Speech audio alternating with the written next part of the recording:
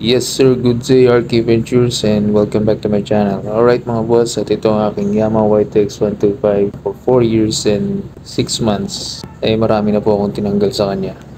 Inalis ko na yung carrier, yung top box bracket kasi I have this project someday, no, gagawin natin siyang scrambler type na motor. Eventually yun, pero ngayon dito muna yung tsura niya. At ayun, medyo gumandang tingnan nung nawala na yung top box at yung carrier niya. Mas nagmukhang classic yung dating na parang W175.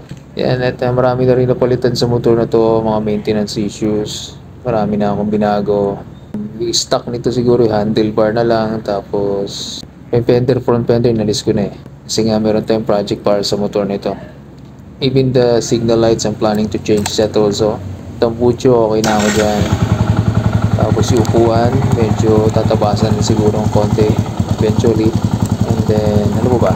Yung tire size, baka mas palakihin ko, gawin kong 110 by 90 by 17. Sa front tire, the same. Tapos, papulitan natin siya ng dual sports tire para talagang scrambler yung dating. The rim set is okay kasi spoke wheels yan. Kaya tama-tama, good for off-road. And then, ano ba?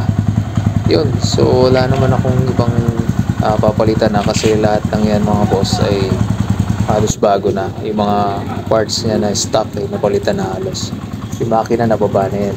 So bago na yung piston, valve seal, even the timing chain bago na rin. Yung rocker arm bago na rin yan kasi nga maingay na, lumalagitik na yan.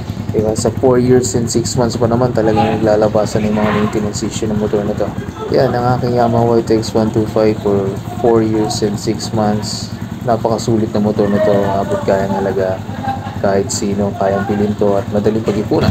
And yun, and hanggang dito ko nang tatapusin ang aking video mga boss at hopefully you still support my YouTube channel kasi mag-iibang bansa muna tayo for financial reason and kailangan ko, I need to support my family, especially my kids pag-aaral nila. And maraming salamat sa mga support at sumusubaybay ang aking YouTube channel. So, thank you very much. God bless po sa inyo lahat.